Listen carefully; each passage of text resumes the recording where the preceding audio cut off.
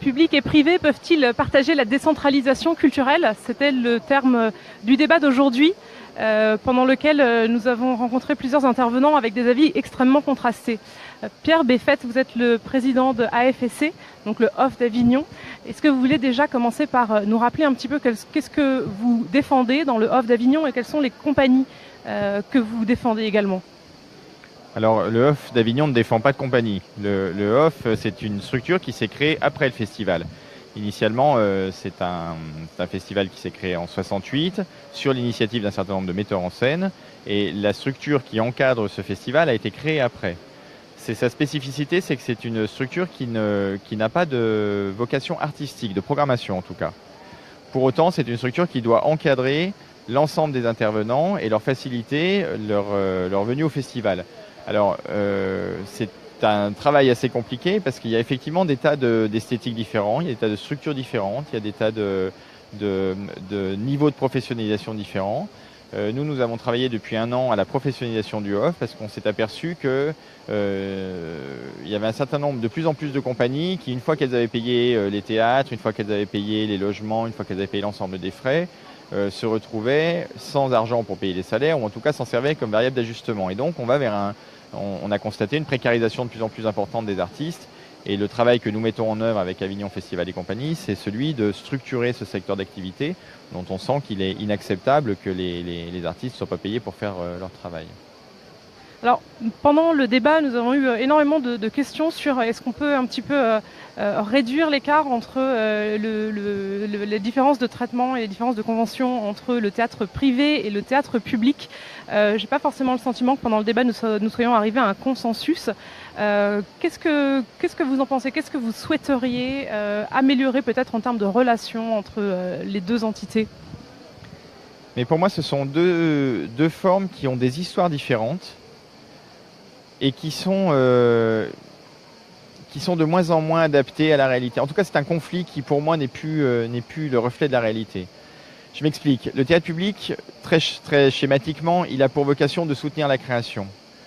Le théâtre privé, lui, s'est construit sur des initiatives privées pour porter des projets par des producteurs.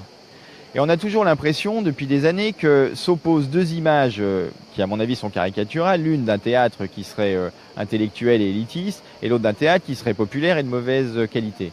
Moi, je trouve que ces deux extrêmes qu'on a tendance à ressortir de manière fréquente sont absolument faux, et en tout cas ne sont pas le reflet de la réalité. Parce que la plupart des compagnies, en tout cas à Avignon, sont des compagnies qui sont issues du secteur privé, en ce sens qu'elles sont d'initiative privée, c'est-à-dire qu'elles ne sont pas forcément subventionnées.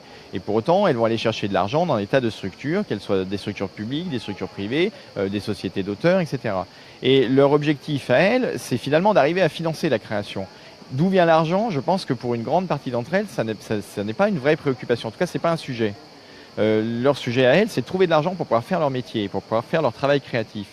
En ce sens, elles répondent à la fois à une modélisation de privée, et en même temps, elles ont envie, parce qu'elles ont une conscience artistique de ce qu'elles font, elles ont une sorte de conscience de service public, de ce pourquoi elles existent artistiquement. Et en ce sens, le débat qu'on a eu là, c'est un débat qui réitère à nouveau ces deux grandes familles et qui ont des histoires différentes, qui ont des cultures différentes, qui ont des esthétiques différentes. On n'a pas parlé d'esthétique, ce qui est absolument dommage, parce qu'à mon avis, c'est un des fondements de ces séparations, mais qui ont aussi des histoires différentes. Mais là, elles sont confrontées à une réalité, c'est que à partir du moment où l'État ne peut plus se payer sa culture comme il le faisait auparavant parce qu'il avait les moyens de le faire et qu'aujourd'hui il n'a plus les moyens de le faire, eh bien forcément la culture va chercher le secteur privé parce que sinon elle n'a pas d'argent.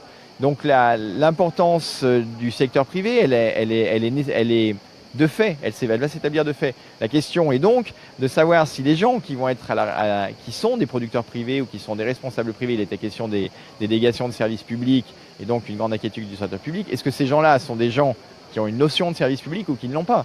C'est pas le secteur privé, on l'amalgame toujours à un secteur marchand. Il l'est par essence, mais ça ne veut pas dire qu'il est dirigé par des marchands qui se fichent complètement de ce qu'ils font. Oui, on a beaucoup entendu la critique en fait de la massification de la culture et de l'idée que si on laisse trop la main au spectacle privé, finalement on va aller vers des spectacles de masse qui n'auront pas forcément un très grand intérêt esthétique, et on revient sur cette question esthétique. Et c'est un petit peu stigmatisant pour les compagnies du théâtre privé. Qu'est-ce que vous avez envie de répondre à cette critique-là? C'est ce que vous dites, c'est stigmatisant en fait. C'est absolument faux. Enfin, c'est absolument faux. C'est pas absolument faux.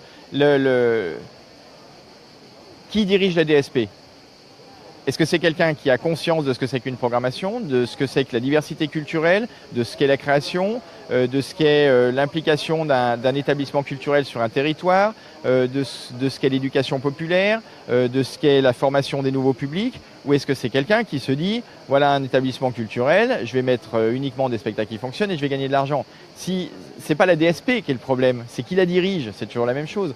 La concentration, si elle est forcément un problème, mais il y a des tas de moyens de se prémunir contre la concentration. Mais ça ne veut pas dire que qu'un grand groupe est forcément un groupe qui n'a aucun sens de son travail.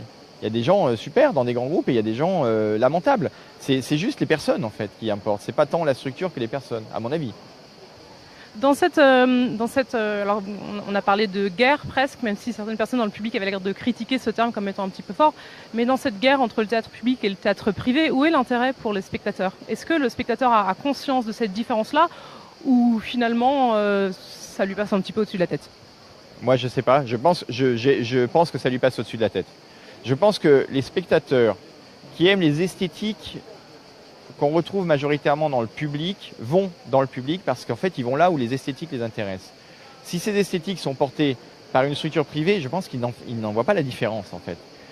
Par contre, ils vont avoir des réflexes, c'est-à-dire que certains spectateurs qui sont habitués au Théâtre de la Ville, par exemple à Paris, ou qui sont habitués ici au Théâtre des Halles, c'est pas forcément des spectateurs qu'on va retrouver au Paris. Mais c'est pas la question du public ou du privé, c'est la question de l'esthétique, c'est la question du choix du spectacle, en fait. Moi, quand je vois les spectateurs à Avignon, ils ont déjà énormément de mal à faire la différence entre le in et le off. Il y en a certains, mais pour la grande majorité, c'est le Festival d'Avignon. Savoir que l'un est subventionné, que l'autre ne l'est pas, que l'un a un directeur artistique qui fait une programmation, que l'autre est le réceptacle d'initiatives d'artistes, il ne fait pas la différence en fait. Donc je pense que moi, les spectateurs, ils se fichent de ces questions-là. Et je pense que les compagnies s'en fichent aussi pour une grande majorité, mais vraiment. Pour moi, c'est vraiment un débat désuet. Merci beaucoup Pierre Beffet d'avoir répondu à nos questions et puis bonne continuation dans le off. Merci beaucoup.